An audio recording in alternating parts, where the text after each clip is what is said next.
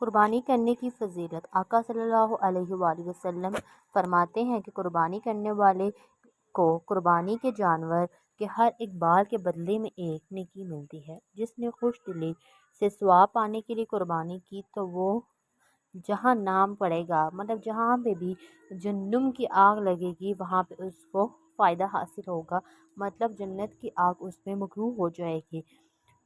اپنی قربانی، اے فاطمہ، اپنی قربانی کے پاس موجود رہو، کیونکہ اس کے خون کا پہلا قطرہ گر گرا تو تمہارے سارے گناہ معاف کر دیے جائیں گے۔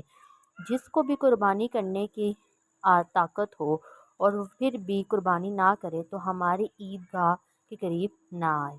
اب میں آپ کو یہ بتاؤں گی کہ اگر کوئی انسان قربانی قرض لے کے کرتا ہے تو اس پہ کیا چیزیں واجب ہوتی ہیں، کیا قربانی اس کی قبول ہوتی ہے یا نہیں ہوتی اسلام کے پوائنٹ آف ویو سے۔ اور جہاں پہ جتنی بھی جو بھی ڈیٹیل میں نے ڈالی ہوئی ہے ساری اسلامک واقعات سے میں نے ریلیٹڈ ہیں اور یہ بالکل ریئل ہیں۔ اگر کسی پر قربانی واجب ہے اور وہ اس وقت اس کے پاس روپے نہیں تو ادھار لے کر کوئی چیز بیچ کر قربانی کرے۔ حضرت احمد بن عشق رحمۃ اللہ علیہ کہتے ہیں کہ یہاں پہ آپ ایک درود شریف پڑھ لیں تو بہتر ہوگا۔ میرے ایک قریب بھائی تھے، غریب تھا پھر بھی اللہ کی رضا کے لیے قربانی کرتا تھا۔ اس کے مرنے کے بعد میں نے خواب دیکھا کہ قیامت آ گئی اور نفسا نفسی میں کا ماحول ہے۔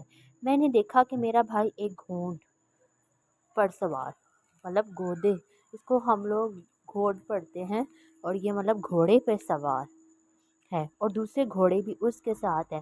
میں نے پوچھا کہ اللہ کی بارگاہ میں تیرا کیا معاملہ رہا؟ تو وہ بولا کہ ایک بڑھیا کو ایک دھرم دینے کی وجہ سے بخش دیا۔ تو میں نے پوچھا کہ یہ کیا گھوڑے تو کیا کے لیے، تب یہ سب مطلب اس نے پوچھا کہ سب یہ گھوڑے کے لیے، تو کہنے لگا کہ یہ سب میری قربانی ہے اور جس پر میں بیٹھا ہوں یہ میری پہلی قربانی ہے۔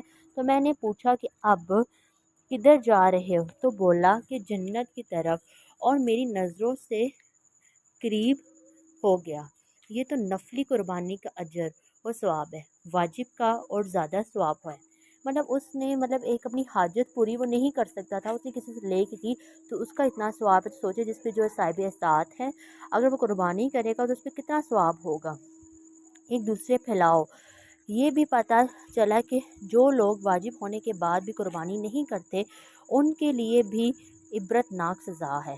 وہ کتنی بڑی عبادت کرنے سے محروم، کتنی بڑی عبادتیں کر لے لیکن گناہگار گنہگاری رہتا ہے۔ اب یہاں پہ ایک سب سے امپورٹنٹ جو میں نے 4 پوائنٹ ڈالا ہے کہ ناخنوں اور بال کٹوانا، جیسے کہ قربانی ہوتی ہم لوگ کہتے ہیں بھائی اس نے اب نہیں کٹوانا، جب یہ قربانی کر لے گا جو قربانی کر رہا ہوتا ہے اس کے بعد یہ کٹوائے گا۔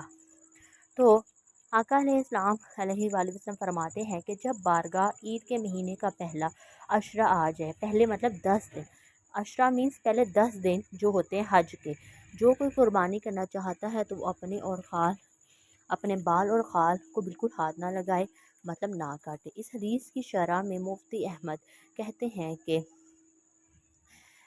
جو مالدار واجب اور غریب نفل قربانی کا ارادہ کرے وہ ذوالحج کا چاند دیکھنے سے قربانی کرنے تک ناممکن بال مت کٹوائے، اپنے بدن کا مردار کھال نہ کاٹے، نہ کٹوائے۔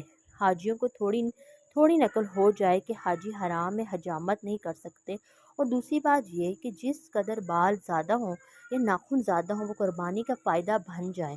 جہنم سے آزادی کا جتنے بڑے آپ کے ناخن ہوں گے اس میں جتنے بھی آپ نے گناہ کیے ہوں گے اگر آپ وہ قربانی کے بعد کاٹیں گے تو آپ کے سارے وہ جو اس ٹائم پیریڈ میں آپ نے کیے ہوں گے گناہ وہ معاف کر دیے جائیں گے۔ یہ حکم ہے واجب نہیں، یہ حکم ہے واجب نہیں، تو اگر کسی نے کاٹ لیے تو گناہ نہیں، اور ایسا کرنے سے قربانی میں بھی کوئی خلل نہیں آتے، قربانی ہو جاتی ہے۔ نہ ترسے تو بہتر ہے ضروری اور نہیں۔